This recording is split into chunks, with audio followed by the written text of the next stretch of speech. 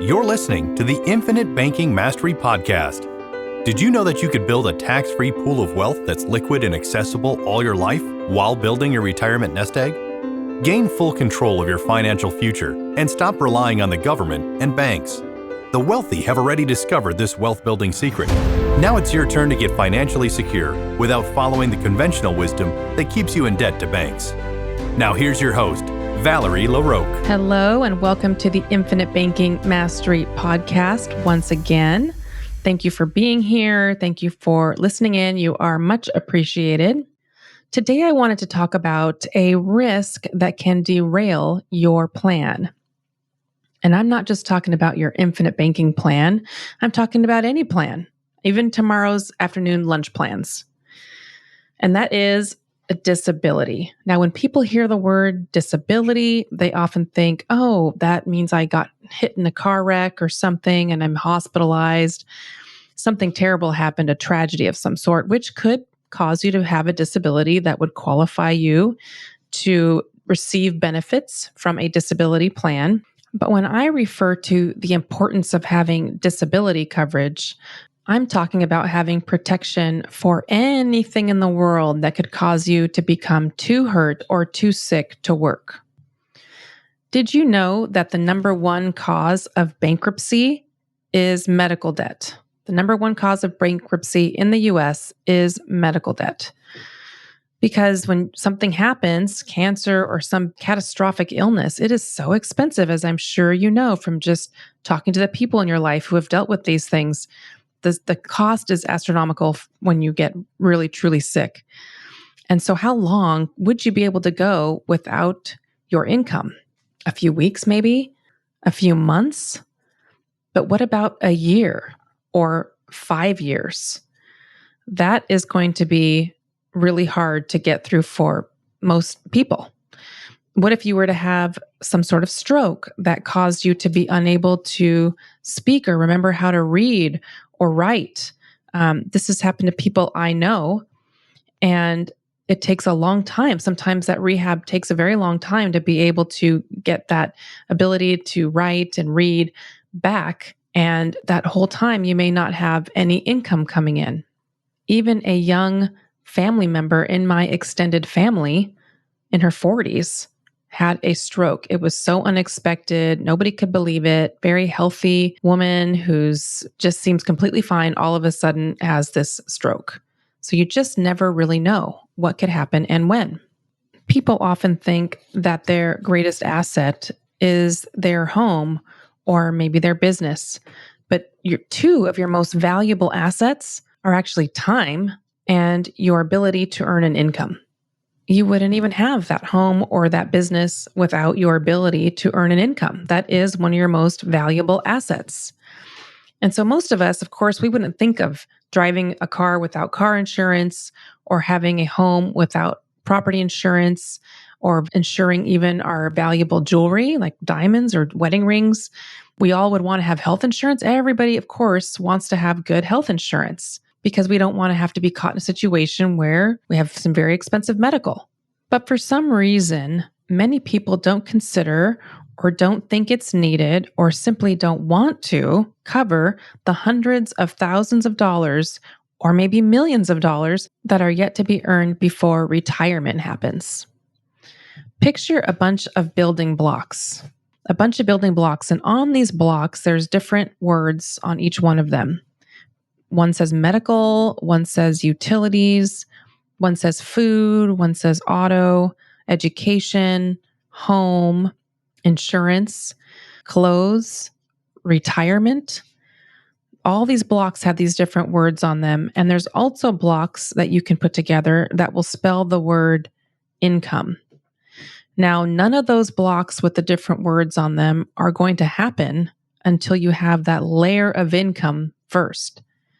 So you have to first have your building blocks of income before you can build your little tower with the other things you need in life: food, your car payment, car insurance, home. All those things are dependent on your income. Income protection should come first.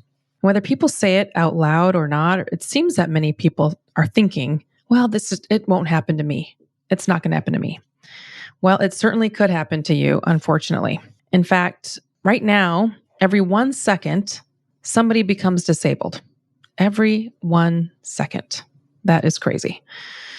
In the US, every 15 seconds, somebody has a motor vehicle accident and becomes disabled. Every 10 seconds, somebody gets hurt at work and becomes unable to work, disabled. Somebody becomes disabled off the job, just somewhere else, at home or wherever. Every 3 seconds, somebody becomes disabled from being somewhere off the job. At home, even, somebody becomes disabled every 2 seconds. It is crazy to think about how, even since the beginning of this podcast, there have been hundreds of people who have become too sick or too hurt to work, which they classify as disabled.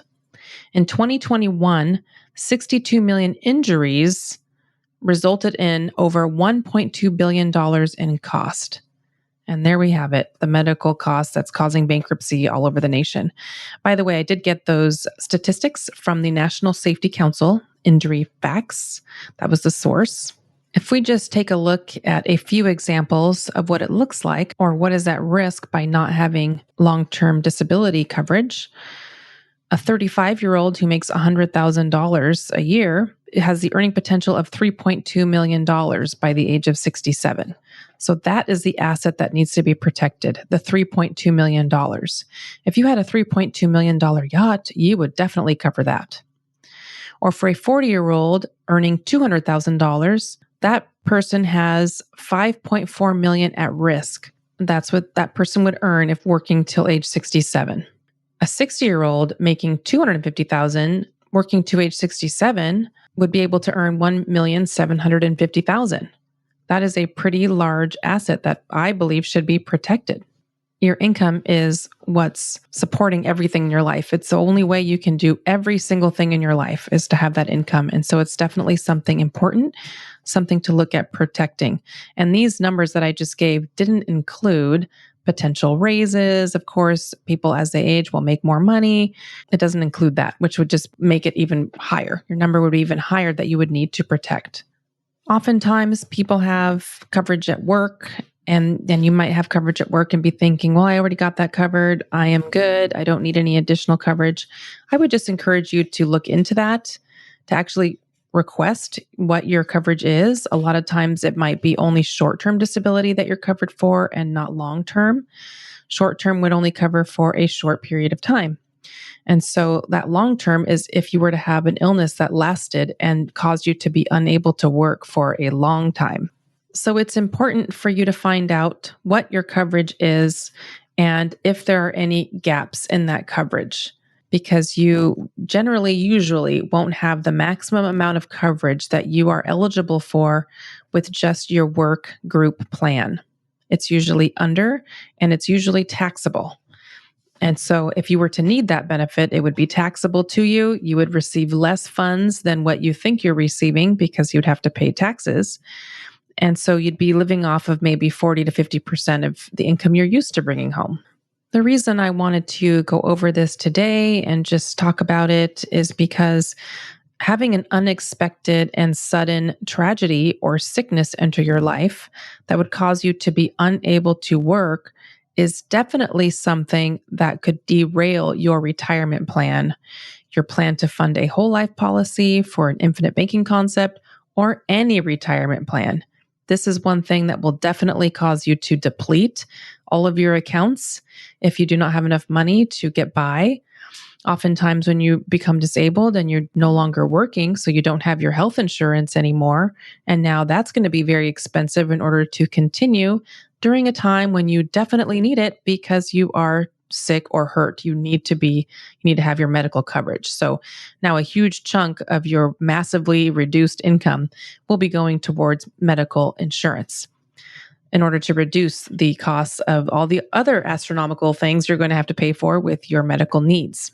You really don't want to have to take from your future self, your future income, because maybe it's a devastating sickness or illness, but you may be able to come out of that. It may not be lifelong. It may not be life ending. You may just be sick for a time and then get back into the workforce and go on with life. And now you've depleted all those future pools of income for your future income stream in retirement. So we don't want to have to completely destroy that future income that we are depending on.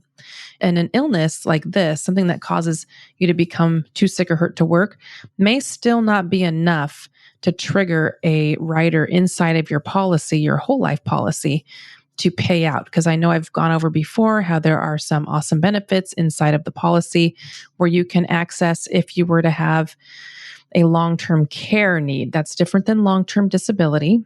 Long-term care is more of a catastrophic state where you really can't feed yourself or dress yourself or bathe yourself. You have a hard time doing those things, and there's 6 of them.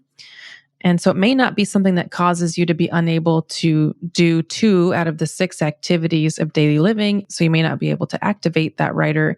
So you may not have access to up to 50% of your cash value in your whole life policy. Or depending on the company, it might be a different percentage.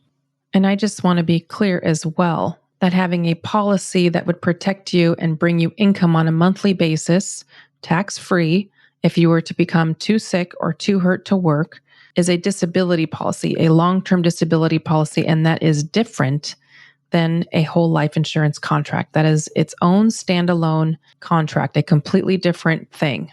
It's protecting your income as opposed to protecting for when you're going to die. It's really just a part of your overall financial plan, your overall financial picture, something that should just be looked at. You should know what you have. If you have something through work, you should know if there's a gap that you can close, because if you do close that income gap, that protection gap from whatever your work would provide for you and whatever you could get on your own, that is still going to be about 40% less than the income you're used to taking home. So you're still not going to get to being able to cover 100% of your income. It will still be less. But so that's why you want to close the gap and get as much as you can, because it's still not going to be enough. Because even by acquiring an individual disability plan, in addition to your work plan, it's still going to be less income than you're used to bringing home. But at least it will help you to not have to completely demolish your whole life plan, your retirement plan, your savings plan for the future. It's a good thing to have into your overall financial plan to be fully protected from the things that can happen in life. So if you would like to connect, if you would like to chat, if you would like my help, feel free to reach out to me at Valerie@alphaomegawealth.com. I look forward to talking with you again next time and hope that you have a great week. Take care.